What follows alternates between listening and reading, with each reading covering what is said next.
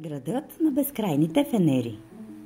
Ако слушате тази история вечер, пригответе си одеялото и си сипете топъл чай, защото тази нощ ще ви отведа в град, където нощта никога не свършва, а всяка светлина пази тайна.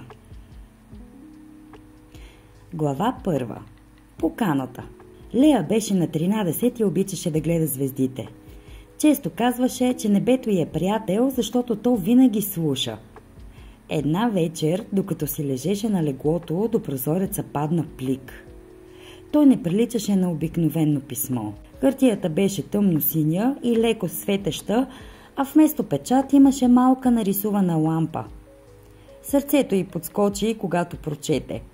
Лея, избрана си. Ела на моста при старата мелница тази вечер. Пътят ще се открие пред теб. Нямаше подпис, нямаше обяснение. Само покана. Когато залезът отсвети небето в оранжево и лилаво, Лея се промъкна навън. Мостът беше тих, а реката под него блестеше, сякаш в нея бяха паднали всички звезди от небето. И тогава се появиха фенерите. Първо един, после още 10 и после стотици. Всички светеха с топла златна светлина и се подредиха във въздуха, така че да образуват пътека.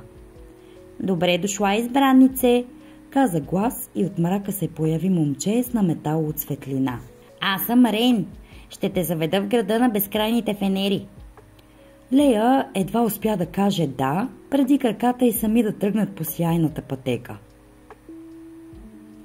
Глава 2. Градът, който не спи. Градът беше най-красивото място, което Лея беше виждала. Къщите изглеждаха сякаш са изработени от светулки, топли, живи, танцуващи светлини.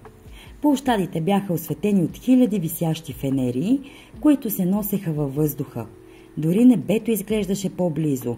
Звездите бяха огромни, като че ли можеш да се протегнеш и да ги докоснеш.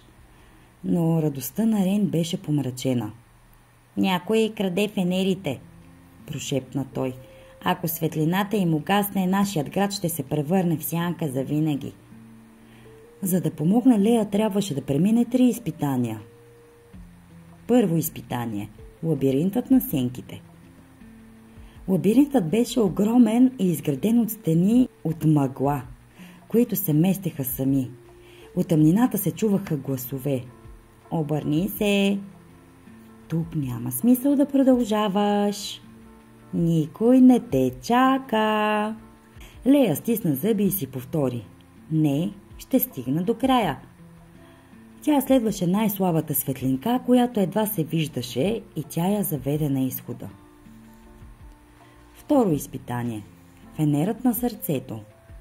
На площада я чакаше празен фенер. «Запали го», каза Рейн, «но не с огън, с нещо, което пазиш в сърцето си». Лея затвори очи и си спомни как майка я прегръщаше, когато е била малка, как баща я люлее на люлка, как брат я защитавал от хулиганите. Сълза падна от окото й и фенерът светна, по-ярко от всички други наоколо. Трето изпитание. Пъзълът на звездите. Небето над тях се раздвижи и звездите се разбъркаха. «Подреди ги, че да покажат пътя към изчезналите фенери», каза Рейн. Лея започна да свързва светлините в съзвездия, като рисуваше във въздуха с пръст. Когато завърши, на небето се появи огромна светеща стрела, сочеща към тъмна гора. Глава 3. Тайната на сянката. В гората откриха източника на кражбите. Не чудовище, а самотна сянка, която седеше прегърнала фенерите и тихо плачеше. «Аз не исках да нараня никого», каза сянката. «Просто исках да имам собствена светлина». Лея се приближи и запали нов фенер, който сияеше със същата топлина, която беше използвала при второто изпитание. «Този е за теб», каза тя. Сянката го прие и постепенно се превърна в нежна фигура от светлина. Градът светна по-ярко от всякога, а Рейн се усмихна. «Това беше последното изпитание, Лея, да избереш добротата, когато можеше да избереш гняв». Когато тя се върна на моста, фенерите един по един угаснаха, но в ръката й остана малък светещ фенер. Напомняне, че магията никога не изчезва. С стига да я търсим.